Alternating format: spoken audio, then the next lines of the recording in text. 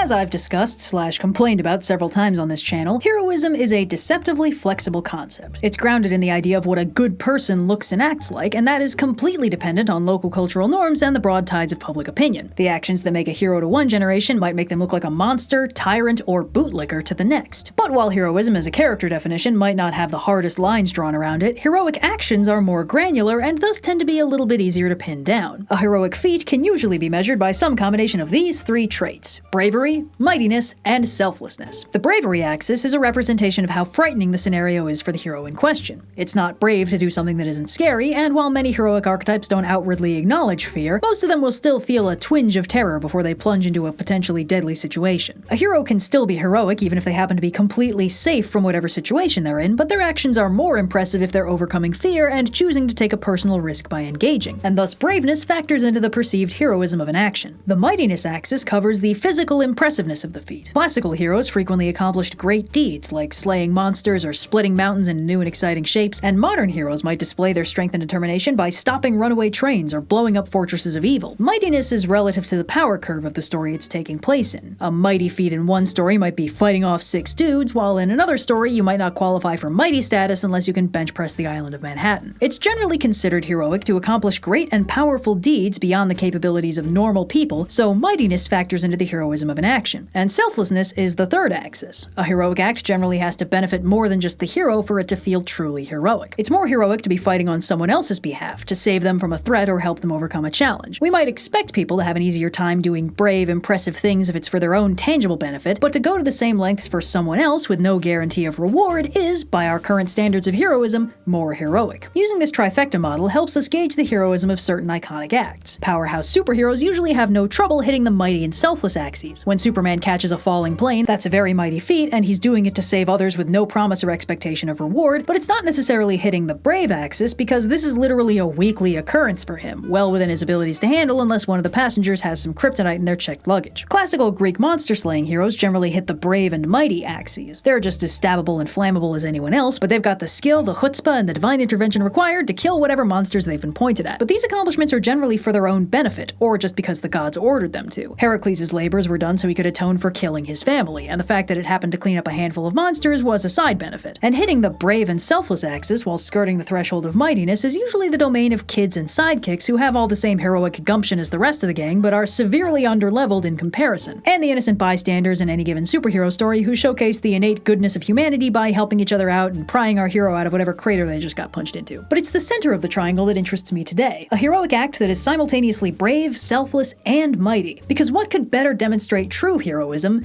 than a heroic sacrifice? A heroic sacrifice occurs when a hero concludes that the only way to save the day is at great personal cost, and then they go through with it anyway. Traditional heroic sacrifices include taking a bullet for someone, staying behind to single-handedly hold off the bad guys, venturing into an assuredly deadly environment to neutralize the threat for everybody else, etc. If we had to nail down a singular trait that defines an ideal hero, a lot of people will tell you it's their willingness to heroically sacrifice themselves. By its very nature, the heroic sacrifice hits the bullseye between the brave, mighty, and selfless axes. You'd be hard-pressed to find an iconic hero who hasn't at some point sacrificed themselves for the good of others. The traditional image of heroic sacrifice involves someone willingly exposing themselves to the threat of death to save others. A fireman charges into a burning building, a bystander dives into a river to save a drowning victim, a soldier throws themselves on a grenade. But because heroic sacrifices are inherently deeply dramatic moments, they are extremely fun for writers. And because of this, they are not invariably fatal for the characters doing them, because then they'd only be able to do them once. Most heroic sacrifices are only risky and unpleasant, not 100% deadly. And even when they are deadly, character deaths are frequently undone in fiction, and this is no guarantee that the sacrificed character is going to stay dead. Plus, sometimes heroic sacrifices can kick off domino chains of heroism, like if when a hero sacrifices themselves, it prompts their fellow heroes to barge in and rescue them from the consequences of that sacrifice, thus reinforcing the overall heroism of the group as well as preserving the broad status quo by nixing a potential character death. By the numbers, the most common sort of heroic sacrifice is probably taking the bullet, when a character willingly takes a hit that was meant for someone else. This is one of the fastest fastest and simplest forms of heroic sacrifice with the least amount of required preamble, since the only ingredients required are other character and in danger. And also, storyboarders love doing that thing where there's a wide shot of a character in immediate danger and it cuts to a close-up of their reaction as they brace for impact, and then they slowly open their eyes and look up and oh no, someone else got hit for them. These can be thrown into the choreography of almost any fight, but depending on the power levels at play, the actual danger can vary significantly. Wonder Woman putting herself in front of a bullet isn't a sacrifice, it's just common sense. What tips it over the edge into heroic sacrifice territory is if the character that takes the hit is at serious risk because of it. However, because this is a plot twist that usually doesn't get telegraphed in advance, for the purposes of maximum emotional impact, the character that takes the hit usually doesn't just die immediately, so that way they can have a tearful and emotional conversation with whoever they took the hit for, and then they can either die or just require medical attention, which is dramatic all on its own. Because taking the bullet is a very quick and easy thing to drop into a story, it also sometimes gets used as a shortcut to seal the deal on a villain redemption arc. A character can have done nothing but terrible things for the bulk of a story, but if they're flirting with the idea of heroism and the good guy they've been bonding with is suddenly imperiled, they can demonstrate their potential for good by sacrificing themselves to save them. This is a risky play for the villain in question, because while most heroic sacrifices give better than even odds of survival, convincingly redeeming a villain is hard, and a lot of writers will make things easy for themselves by just killing them off then and there so they go out on a high note and are mostly remembered for making the ultimate sacrifice for a good cause rather than all the other stuff they did first. And since a dead character can't improve or undo the damage they did, they're basically off the hook. It's kind of a party foul to be like, but what about all the other terrible stuff they did when they literally died to save a protagonist? That was like last week, guys, learn to move on. But there are more complicated ways to do a heroic sacrifice. Sometimes taking the bullet is more of a litigated process, like if a character is suffering some sort of long-term curse or doom, another character might have the chance to take that doom onto themselves and leave the original bearer safe. It's more slow and dramatic than diving in front of a bullet, but it calculates out mostly the same. Characters can also heroically sacrifice things other than their lives. Possibly to save someone from danger, a character might have to sacrifice a limb, or a superpower, or their soul, or something similar that leads to a long-term debilitating effect. On the faster-paced side of things, sometimes characters will heroically sacrifice themselves as part of a plot relay race. It's vitally important that one character makes it from point A to point B, and if other characters think that's not going to happen, they might have to sacrifice themselves to take out an obstacle in the way. This usually takes the form of going out in a blaze of glory fighting off an improbably difficult mini-boss or army of minions, sometimes while also guarding a door so the bad guys can't follow team most important. This is more frequently deadly than taking the bullet, probably because it's slower paced. For the same narrative pacing reasons that a character who takes the bullet won't just immediately die from it because then the scene would just be grief and shock instead of the longer, more complex feelings of dread and tearful emotional resolution, a character whose sacrifice is slow and deliberate, possibly with desperate friends and allies locked behind the door they themselves sealed, has the opportunity to really milk the situation for tremendous levels of angst and torment, whether or not they die in the process. Their temporary survival after the fact isn't necessary for the scene to extract maximum drama, but the general rule of thumb is, if we see them die on screen, then they're dead, and if we just see a tasteful shot of the other side of the door overlaid with the sound of weapons, it means they're totally still alive and will either turn up at the 11th hour to help out, or show up moderately maimed after the action is all wrapped up. Now, while heroic sacrifices are generally considered one of the most heroic things a person can do, there's one enormous exception to the rule, and that's when the situation that requires a heroic sacrifice won't just let the hero sacrifice themselves. When a heroic sacrifice demands that the hero instead or additionally sacrifice someone or something else, what should be a clean, uncontroversial moment of goodness instead becomes a trolley problem, which are notorious for leaving everyone unhappy. If a hero has to sacrifice themselves and also one innocent bystander, that becomes a much less cleanly heroic move. Consider the now archetypical question, should Batman just kill the Joker and be done with it? This is a textbook trolley problem. Kill one person or let him go on to potentially kill hundreds. Batman follows a strict moral code and refuses to elect himself judge, jury, and executioner, so his angle is that he doesn't have the right to kill the Joker, and also, frankly, that shouldn't be his job, and it's not his fault that Arkham Asylum and Gotham's actual legal officials aren't doing their jobs. Like, why are we acting like the one dude in Gotham with a no-kill policy has to do the killing? But if we look at this through the lens of heroic sacrifice, the thing Batman would be sacrificing in this scenario isn't the Joker's life, it's his own moral integrity. By doing this thing, he becomes the kind of person willing to do this thing, and as the character defined by willpower and ironclad integrity, that's not a sacrifice he's willing to make. So he ends up looking somewhat unheroic no matter what choice he makes, because he's prioritizing the continued existence of the Batman over stopping the Joker permanently. This is what those in the writing biz call extremely good drama that they're doing on purpose. But a similar scenario plays out with, of all heroes, Superman in the broadly non-canonical story Whatever Happened to the Man of Tomorrow. In this What If, Mr. Mxyzptlk goes from mischievous imp to reality-warping nightmare, and after killing several major characters in excitingly horrifying ways, Superman kills him, not by punching him real hard or anything, but by tricking him into trying to escape to his home dimension. At the same time, Superman hits him with the Phantom Zone projector, causing him to rip himself apart across dimensions. Superman is very clear that he knew this would happen and he chose to do it because it was the only way to stop Mrs. Pitalik from wreaking untold havoc. But by doing this, Superman has sacrificed his own moral character by willingly and intentionally taking a life. He says that nobody has the right to kill, especially not Superman, and by crossing that line, he doesn't have the right to be Superman anymore, so he removes his powers permanently with gold kryptonite. There's a few more steps than in a usual heroic sacrifice, but it calculates out the same. He sacrifices himself to stop a world-destroying threat. But because there are extra steps,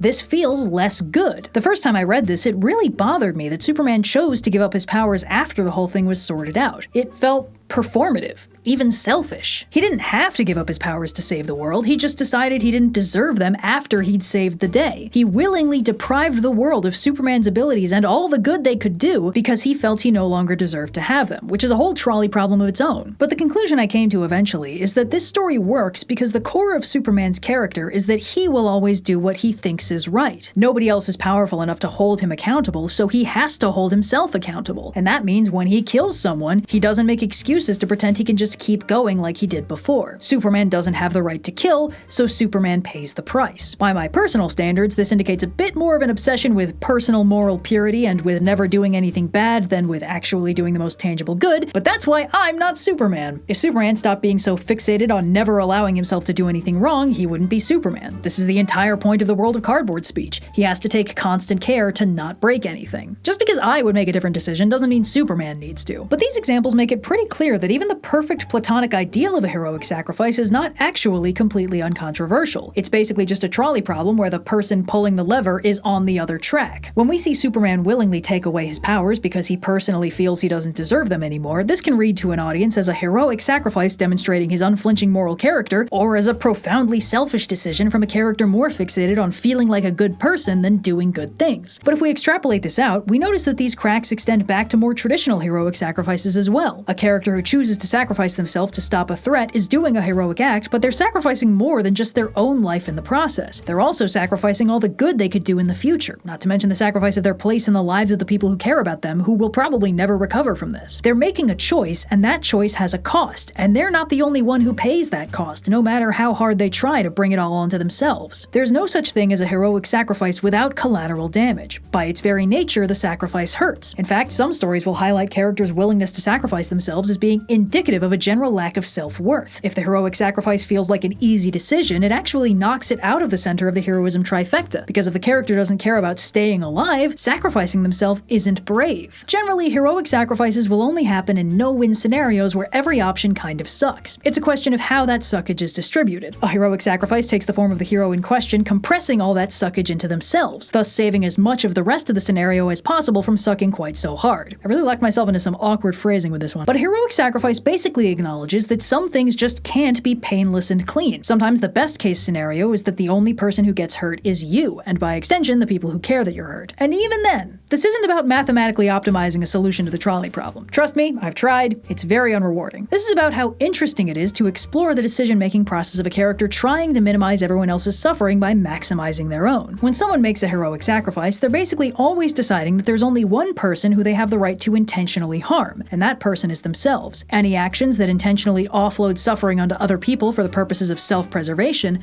are unacceptable. But how the character defines harm is a huge factor in how this plays out. For some characters, that logic means that they have to dive in front of every bullet and take every hit so nobody else has to. For other characters, that means they have to make all those morally awful decisions that would be unthinkably paralyzing for their morally inflexible allies. Sometimes the heroic sacrifice is flinging yourself in front of the trolley, sometimes it's being the person who can stand pulling the lever, sometimes it's having the integrity to preserve your personal morals and not touch the lever no matter how much it pains you. Some of these approaches hold up to scrutiny better than others, but again, stories aren't ethical optimization exercises, they're scenarios for your brain to chew on, and the most important thing is that they're interesting. What would be a heroic sacrifice for one character might just be Tuesday for another. There's no one right, perfect way to write it. It's a lens that reveals the innermost priorities of the character who takes the plunge. One of the most interesting things about a hero is what they think of as a sacrifice. So, yeah.